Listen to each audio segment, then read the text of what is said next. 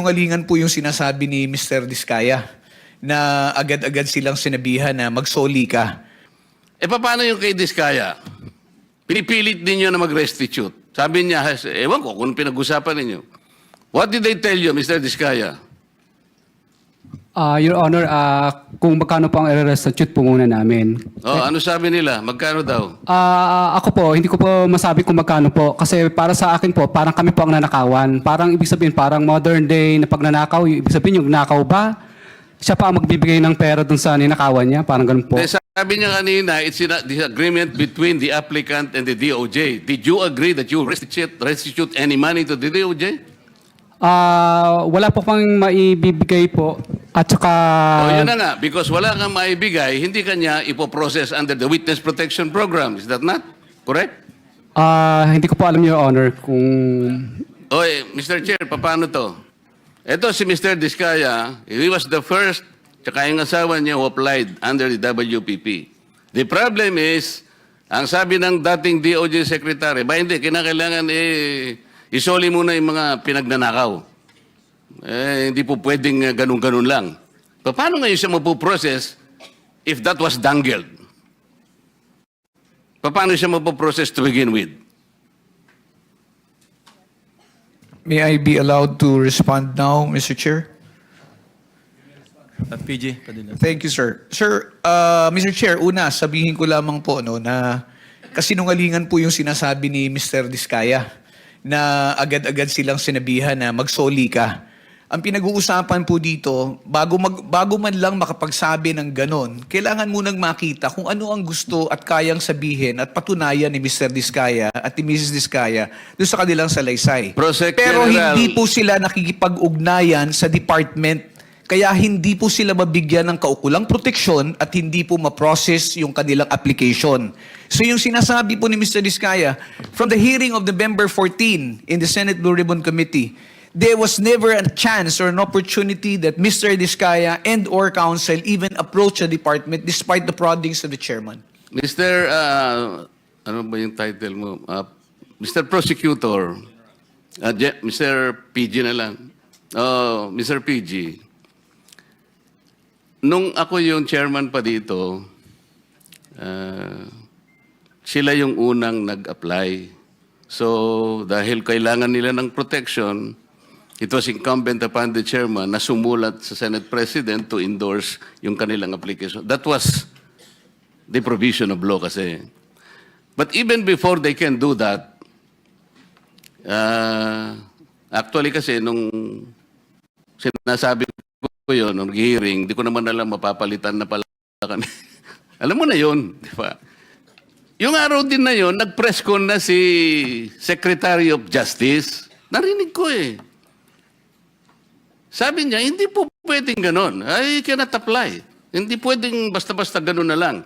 And then the new Senate President based his judgment of not entertaining that application on the articulation of the Department of Justice. So, ang tinatanong ko nga sa inyo, hindi siya sinungaling.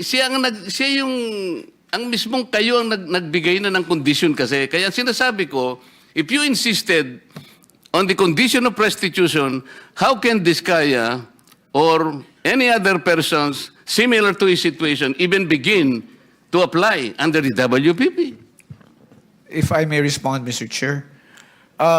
If I may refresh the memory of the good senator, during the last hearing of November 14, 2025, that matter that you raised about the statement made by the former Secretary of Justice was already put on the side when you asked that question.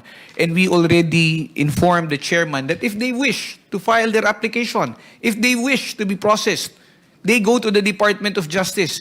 Binanggit po yan, nasa transcripts po yan na sinasabi niya, sige, wala mo nang pag-uusapang restitution. But did they ever come to the department to coordinate with us? No, they did not.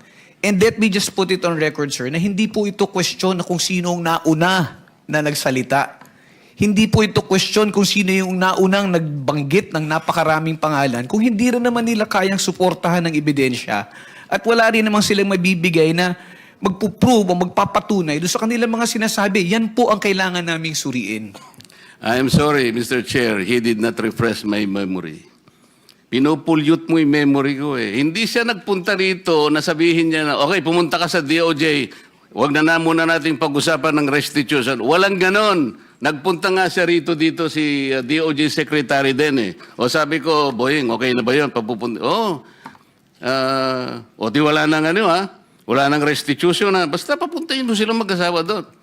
Hindi ba nagpunta ka, Mr. Diskaya? Yung kinabukasan nung magkita kayo rito? Mr. Diskaya, you may respond, but unfortunately, your time is up. Your Honor, nung ano po, Your Honor, hindi po kami...